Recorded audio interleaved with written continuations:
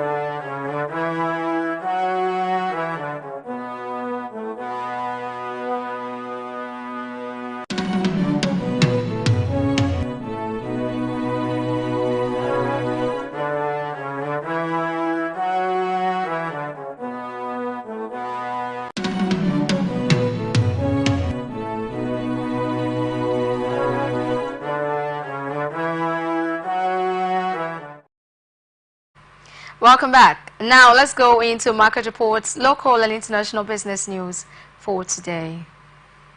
Nigeria Customs Service on Thursday said the suspension of customs duties and taxes on imported food items will be implemented as soon as the service receives a list of beneficiaries from the Ministry of Finance.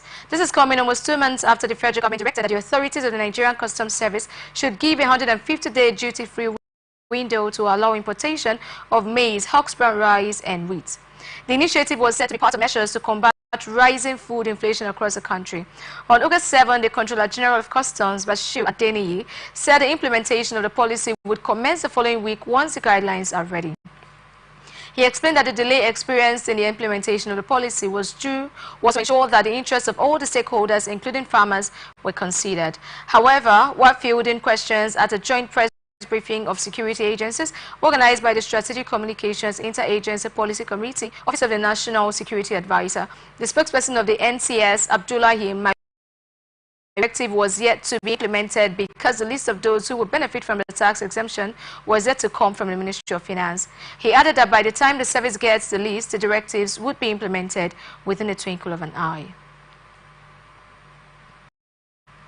Federal government has commenced a scale of 30,000 metric tons of subsidized milled rice to Nigerians at the rate of 40,000 naira per bag.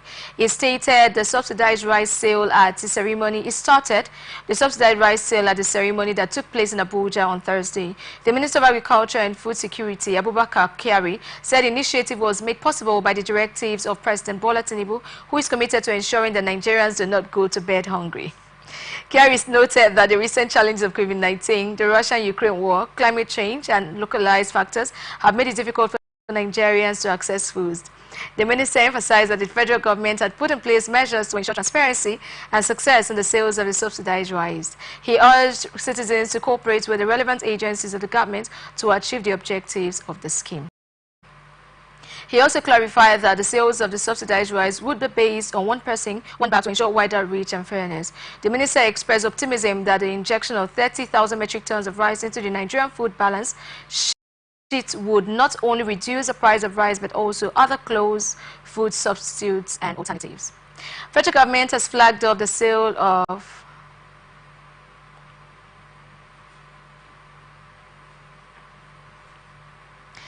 Federal government has flagged up the sale of 30,000 metric tons of milled rice to public servants with duly registered national identification number to curb racketeering. The move is part of efforts to crash the price of foodstuff in Nigerian markets.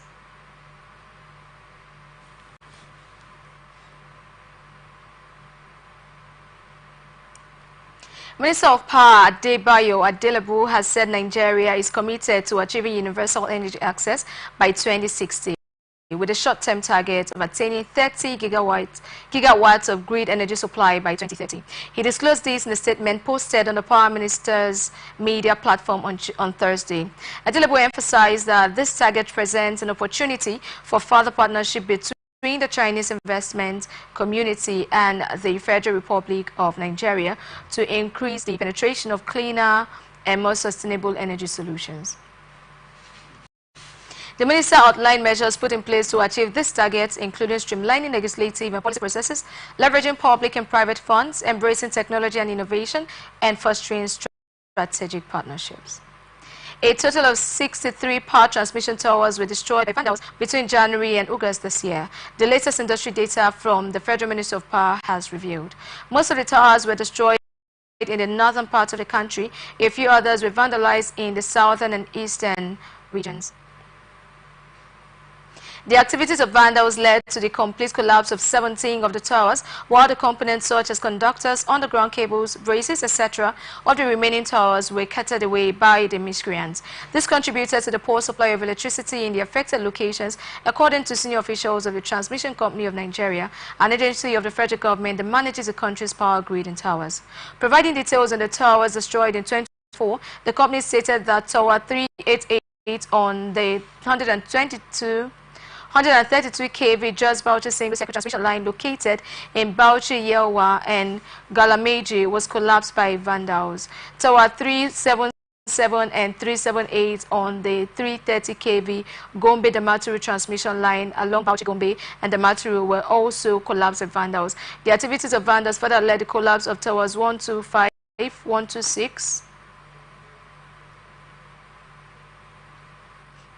193, 194 and 195 on the 330 kV Damaturu-Maiduguri transmission line in Bauchi, Molai. On the 132 kV Bauchi-Gombe line located in Bauchi town, 4 towers including towers 450, 452, 453 and 455 were vandalized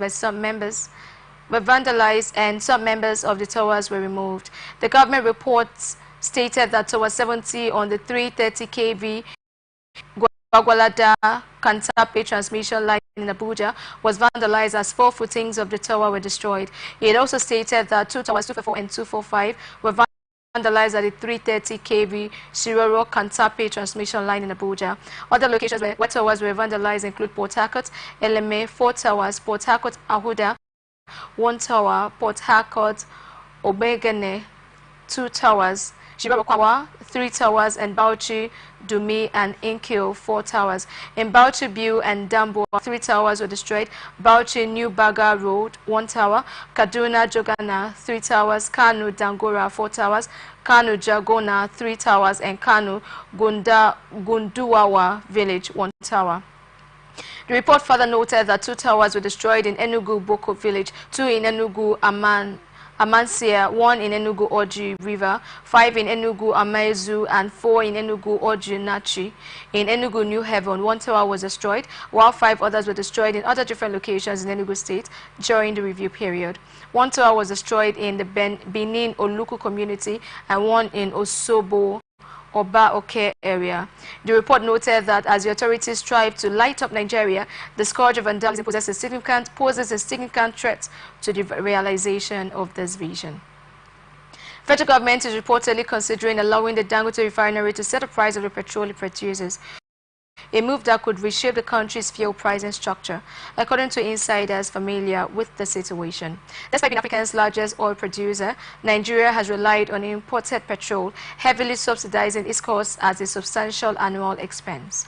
However, a significant shift is on the horizon as Dangote's massive refinery near Lagos, the country's commercial capital, begins local petrol production. Starting next month, the FG is expected to permit Dangote's refinery to determine the selling price of its petrol to petroleum marketers, according to sources who requested anonymity due to the sensitive nature of the information. The Nigeria National Petroleum Company Limited, which is the sole importer of petrol, has been selling the fuel below the market cost since August 2023 to stabilize prices. However, when a brief removal of the subsidy led to a sharp rise in inflation and sparked public protests, the government reinstated the subsidy but recently raised the price by 4 to 5%, bringing it closer to market rates at 897 naira, that's $0.56 per litre.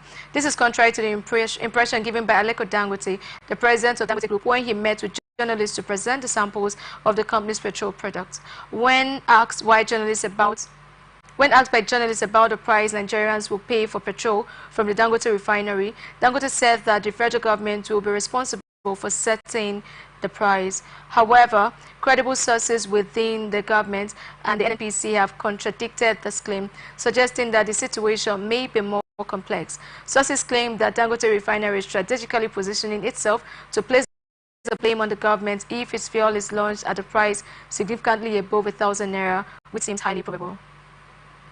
Manufacturers Association of Nigeria has stated that the recent hike in the price of premium motor spirits from 566 per litre to 855 will compound the rising cost challenge confronting the country's real sector. Recently, the Nigeria National Petroleum Company Limited on Tuesday reviewed petrol prices upward amid the protracted scarcity of the product across the country. MAN, in statement, said NNPC's PMS price increase would harm the manufacturing sector, which had been struggling. The Director General of MAN, Shegu Ajayi Kadi, noted that the petrol price hike would lead to higher prices of other commodities in the face of the dwindling disposable income of the average Nigerian. He admitted that with the global increase in crude oil prices and Nigeria's dependence on imported fuel due to non-operational refineries, a price hike was inevitable. Ajayi Kaji stated that the sharp decline in the value of the naira would also impact the importation of PMS. The man DG noted that as more of the income Nigerians goes to transportation and energy, they would find themselves with less money to spend on other essentials, leading to a decrease in demand for non-essential goods. The economic scenario is likely to contribute to a further increase in inflation, putting additional pressure on household budgets, according to Ajayi Kadi. He added that the manufacturing sector's vulnerability to the development included the rise in the cost of production and logistics, forcing manufacturers to increase their prices and risk a build-up of unsold inventory and reduce capacity utilization, which would potentially lead to a downturn in manufacturing performance.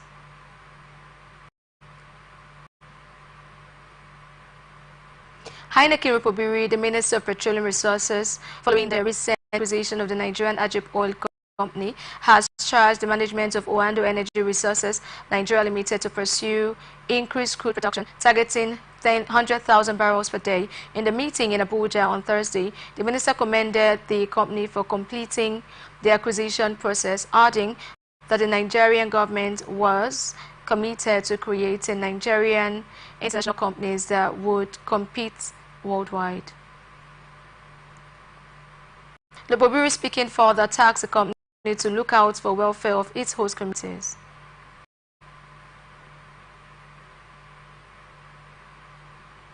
"32 subsidiaries of the Nigerian National Petroleum Company Limited are grappling with 22 trillion naira debts incurred over a 12-month period, raising questions over their viability. Data gleaned from the latest financials of NNPC show 32 subsidiaries of the state-owned oil company grew their debts by 155% from 8.6 trillion in 2022 to 22 trillion naira in 2023. The subsidiaries and joint venture partners owe NNPC Limited for activities such as funding of operations, back charge of expense, operating lease and processing fees charged for the year ended December 2023. NNPC said the transactions with related parties are made at terms equivalent to those that prevail in arm's-length transactions. According to NNPC, in the 2023 financial statement, outstanding balances at the year-end are unsecured and interest-free. Among the most striking charges, Port Harcourt Refinery Company Limited saw its debt to NNPC escalated by 144%, reaching 1.97 trillion naira in 2023 compared to 806 billion naira the previous year. NNPC explained that the nature of the transaction for Port Harcourt Refinery was for funding of operations, operating lease and processing fees charged by the period.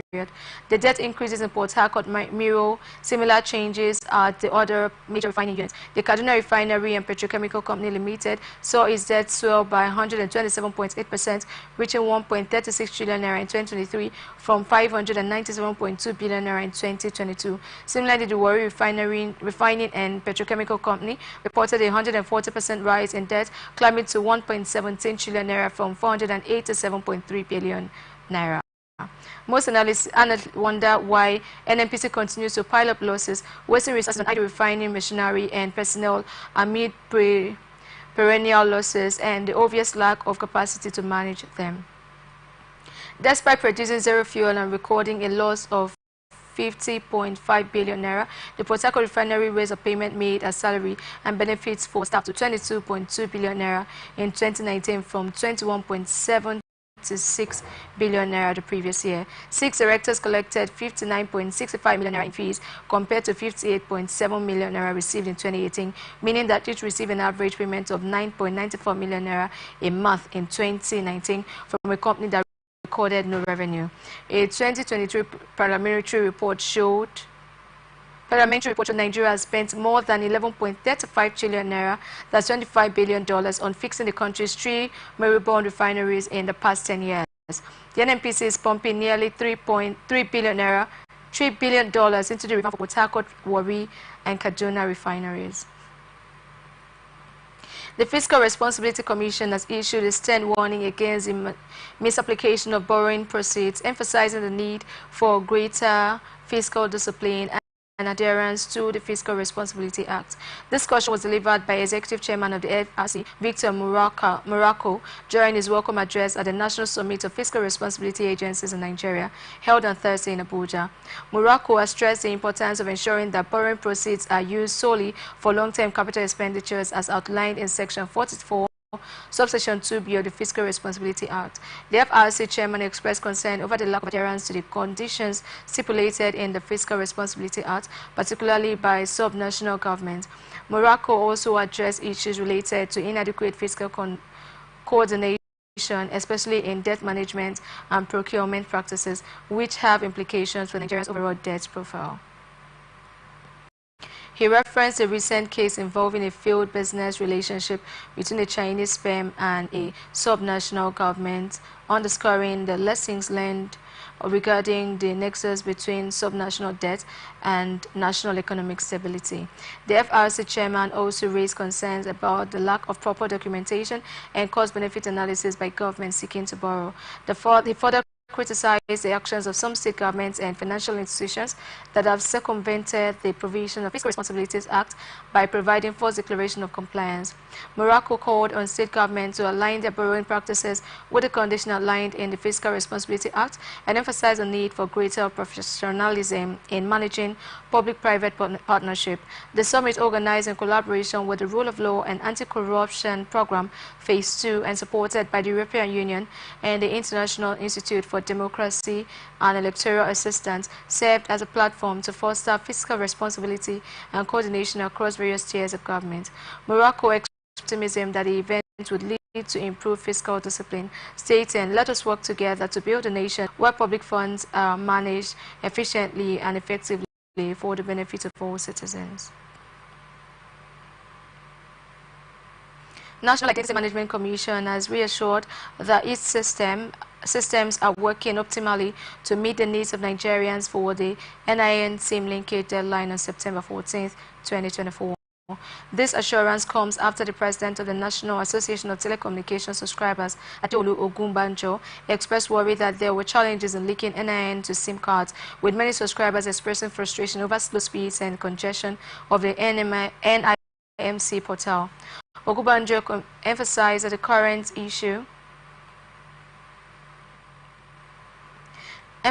current portal issues hindered the successful completion of the NIN SIM linkage before the deadline. However, in a statement signed Thursday by the head of corporate communications, Kayode Adegoke, NIMC said that all services, including NIN enrollment verification, authentication and modification of data, are running smoothly across its over 10,000 enrollment centers nationwide and in the diaspora. NIMC reiterated its commitment to providing excellent identity management services, zero tolerance for extortion and unethical practices, and free NIN enrollment.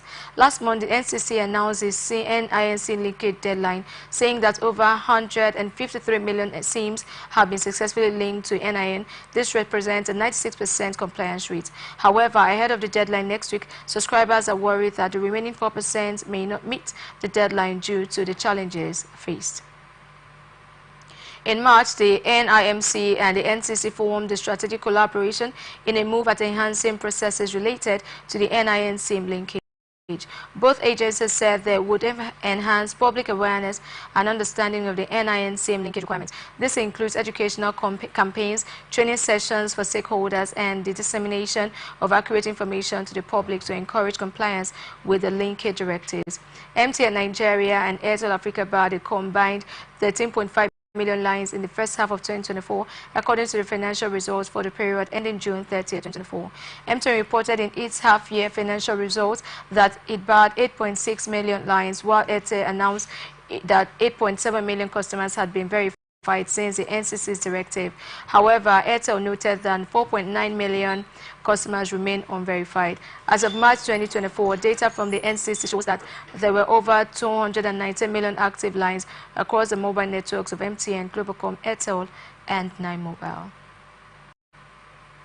Enhancing Financial Innovation and Access Platform has revealed that the federal government allocated about 132.28 billion naira to gender-related issues in 6 years out of the 46.65 trillion naira approved budget between 2015 and 2020. This was disclosed in the latest EF in a Women's Economic Empowerment Report released on Wednesday. Despite a poor allocation, the report highlighted that there had been a growing rate of formal financial inclusion over the last 15 years with the rising uptake of innovative digital non-bank financial services. Only 22% of Nigerian women are economically out of an estimated female adult population of 56.3 million people, according to EFNA. The report titled Women's Economic Empowerment in Nigeria, a critical look at the access of financial services in Nigeria 2023 survey showed that women in Nigeria are predominantly young and entrepreneurial with high access to mobile phones and about two-thirds earning an average monthly personal income below 55,000. According to the platform, using digital financial services from banking channels boosts the odds of empowerment by 1.36 times, with over formal banking channels contributing even more at 1.72 times. He noted that this highlighted the growing role of digital platforms in financial inclusion. These insights underline the importance of formal financial services, including savings, credit, remittances, and digital financial services, in driving women's economic empowerment. Efforts to increase access and usage of these services could significantly enhance empowerment outcomes, is stated. According to the report, education is key to promoting financial and digital literacy, empowering women to access and effectively use formal financial services, and unlocking new economic opportunities. We are open for advert placements, bookings, and commercials. And you can connect with us and watch us on ATN socials, Facebook and YouTube Atlantic Television Network, Instagram and TikTok Atlantic TV Network 1, X formerly Twitter AtlanticTV.net. Watch us live on our website atlanticnetwork.tv. Securities and Exchange Commission has emphasized that the recent approval in principle guaranteed to 2 cryptocurrency exchange would boost youth engagement in Nigeria's capital market. In a statement made available on Thursday, the Director General of the SEC, Emomotimi Agama, explained that the approval given to Busha Digital Limited and Quidas Technologies Limited aligned with President Bola Tinubu's commitment to engaging the country's youth population. He further explained that the SEC's move its broader strategy to manage risks posed by digital assets while developing the capital market, noting that the initiative was driven by the need to regulate the sector without stifling innovation.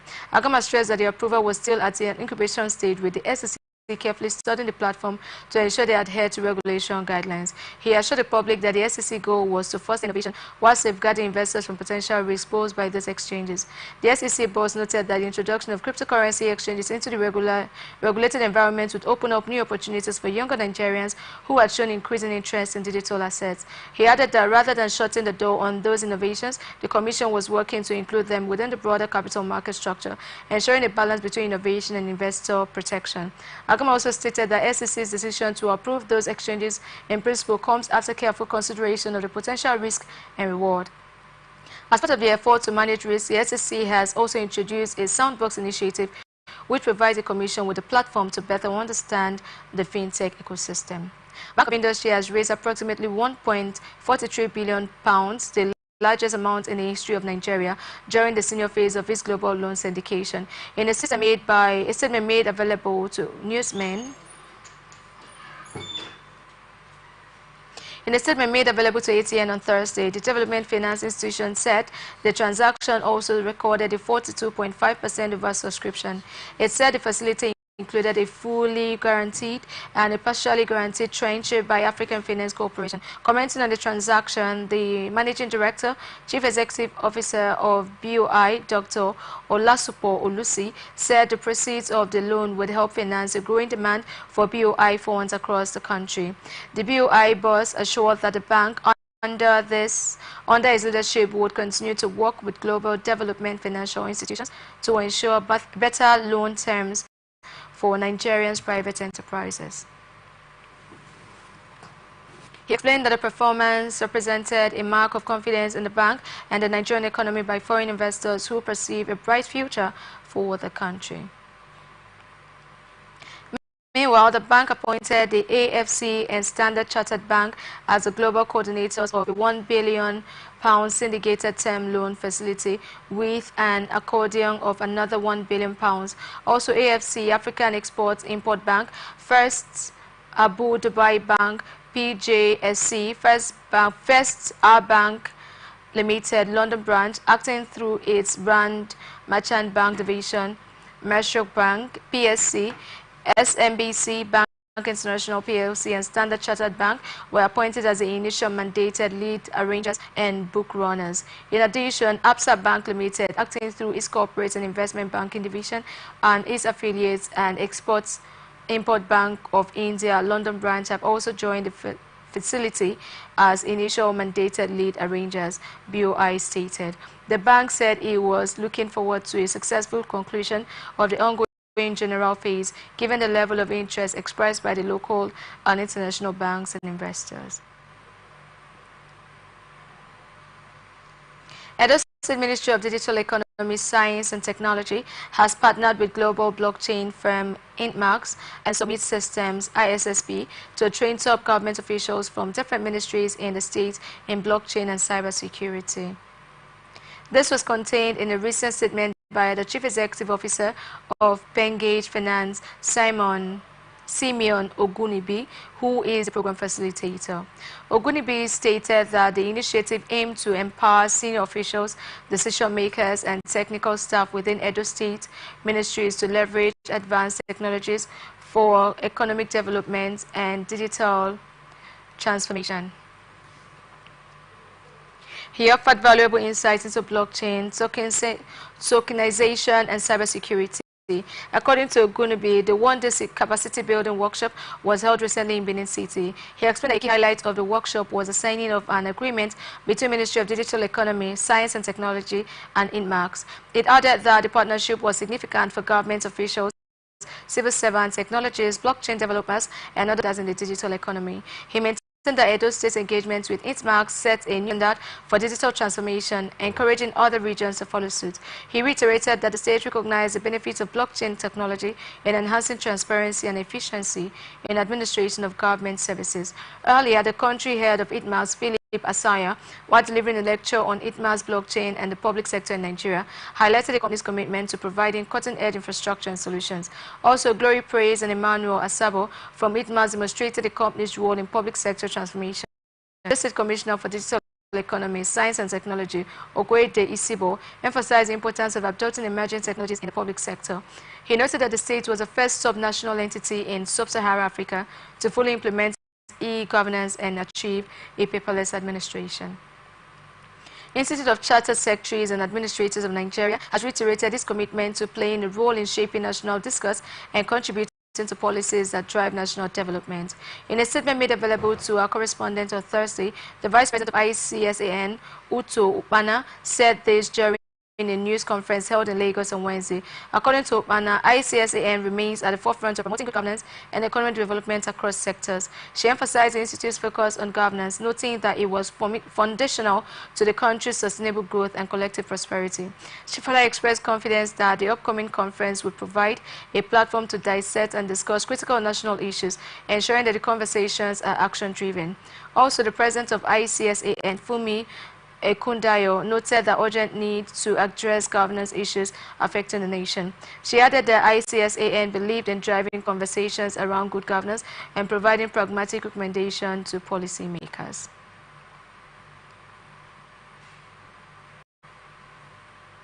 Nigerian federal government has approved a 50% increase in feeding allowances for inmates in correctional facilities in response to rising inflation and growing concerns over the welfare of inmates nationwide. The move follows a viral video in which inmates at the correctional center in Calabar, Cross River State, complained about poor feeding conditions. Umar Abubakar, the spokesperson for the Nigerian Correctional Service, made the announcement during the Strategic Communications Integracy Policy Committee press briefing held in Abuja. Abubakar explained that this was the first phase of the government's effort to address the impacts of inflation on food prices. He further disclosed that the NCOS has launched an investigation into the video. The details of the findings are yet to be made public. Regarding the recent allowance increase, Abubakar emphasized that the federal government is committed to improving the welfare of inmates. In addition to addressing feeding concerns, the NCOS is focused on providing inmates with opportunities for education and skill development. The NCOS aims to rehabilitate inmates and help them reintegrate into society, emphasizing public safety through reformatory activities. Association of Mobile Money and Bank Agents in Nigeria has taken legal actions against the Corporate Affairs Commission over its directive requiring point of sales operators to register their activities, which ended on Thursday, September 5, 2024. With the deadline of registration ending today, AMMBAN is challenging the CAC's directive in court, arguing that it is unfair and potentially harmful to their businesses. Confirming this with newsmen, the National General Secretary, AMMBA, Oluwaseun Elebede, argued that the registration requirements imposed by CAC violated the provision of the Companies and Allied Matters Act, laws of the Federation Nigeria 204, which explicitly states that the Commission has no jurisdiction over individuals not operating as a company. Speaking on the concerns raised by CAC, Elebede said fighting crime was beyond the jurisdiction of CAC, adding that AMMBAN is collaborated with law enforcement agencies is curbing the prevalence of fraud in this industry. The National Secretary emphasized the critical role that mobile money agents play in driving financial inclusion across Nigeria, particularly in rural areas where banking services are scarce. Speaking on the impact of the registration of members, he asserted that CAC registration costs nothing less than 35,000 naira, adding that some of their members do not even have the figure as capital. On his part, the National Vice President, Association of Mobile Money and Banking Services in Nigeria, Dr. Obioha Oti, said CAC's deadline was null and void. Recall that the federal government, through the Corporate Affairs Commission, had issued a 2-month registration deadline for POS companies to register their agents, merchants, and individuals with the Commission in line with legal requirements and the directives of the Central Bank of Nigeria. This new directive came against the backdrop of frequent fraud incidents involving POS terminals to stop trading in cryptocurrency or any virtual currency by the CBN. According to a report by the Nigerian Interbank Settlement System, PLC, POS terminals accounted for 26.37% of fraud incidents in 2023, according to fraud. CAC said the move would curb fraud in the system, kidnapping and payment of ransoms. You are watching ATM Business on Atlantic Television Network. We will be back after this break.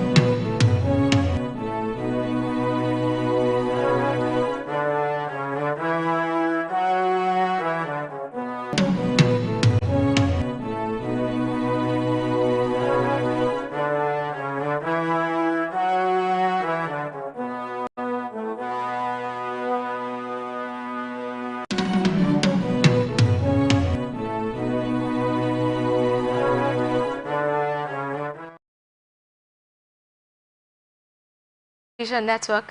Now to the rest of our stories. Alice Walton, the Walmart heiress, has reclaimed a position as the wealthiest woman in the world, marking the first time she has held the title since May 2020. Walton's fortune now stands at $89 billion, surpassing the previous title holder, Frances Bettencourt Meyers, the Elo heiress, worth $87.3 billion as of September 6th. Walton, 74, is the only daughter of Sam Walton, the founder of Walmart. Her financial success has fluctuated over the years as she and Bettencourt Meyers have alternated holding the title of wealthiest woman. In 2019, Bettencourt Meyers overtook Walton, but Walton regained her position in 2020. Julia Koch of Koch Industries briefly moved Walton to third place in 2023, but with Walmart stock climbing by 47% in 2024, Walton once again tops the list. Forbes real-time tracker placed Walton as the 18th richest person in the world on September 6th, just behind her brothers Rob and Jim Walton. Her wealth, although substantial, does not make her the richest person in Texas, as title held by Elon Musk. Musk, the founder of Tesla and SpaceX, remains the wealthiest Texan and the richest globally, worth $252.7 billion, behind Jeff Bezos, whose wealth is estimated at $196 billion as of September 6th. Alice Walton's primary focus is not on Walmart. Unlike her brothers, she has directed her attention towards the arts and philanthropy. Walton is a founder of the Crystal Bridges Museum of American Art in Bentonville, Arkansas, and the Alice Walton Foundation.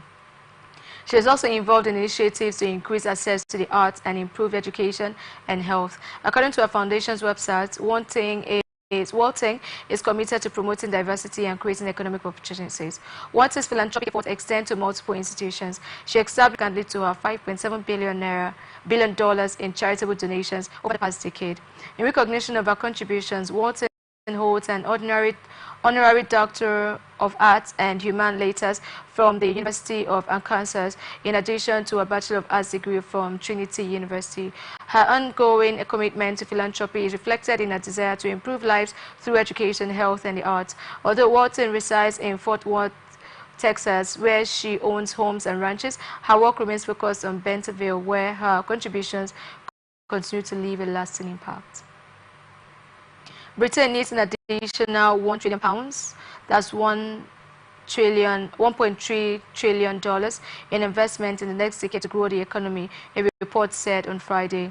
New British Prime Minister Keir Starmer said he wanted the economy to achieve annual growth of 2.5% when campaigning in the run-up to July 4th election, a rate that Britain has not regularly reached since before the 2008 financial crisis. An annual growth rate of 3% will require extra investment of £100 billion a year in the next 10 years, particularly in energy, housing.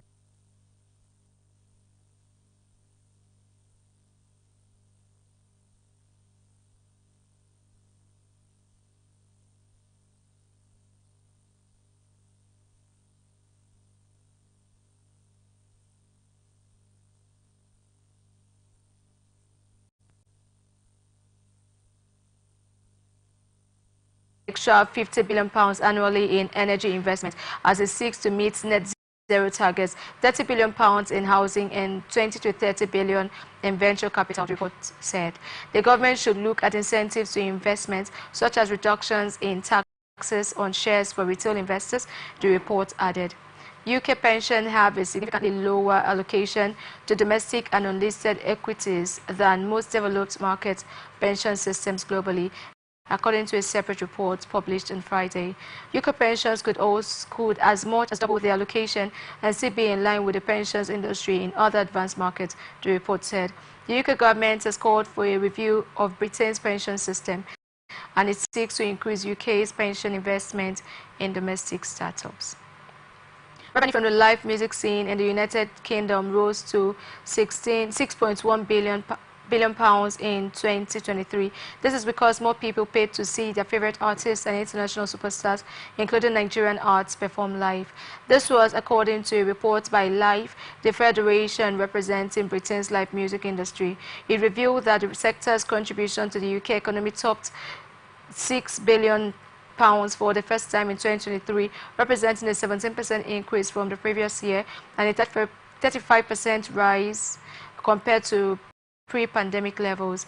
The growth in the sector was fueled by concert revenues, which climbed 19% year-on-year, driven by big tours such as those of Beyoncé and Coldplay, which accounted for almost three-quarters of total £6.1 billion economic impact.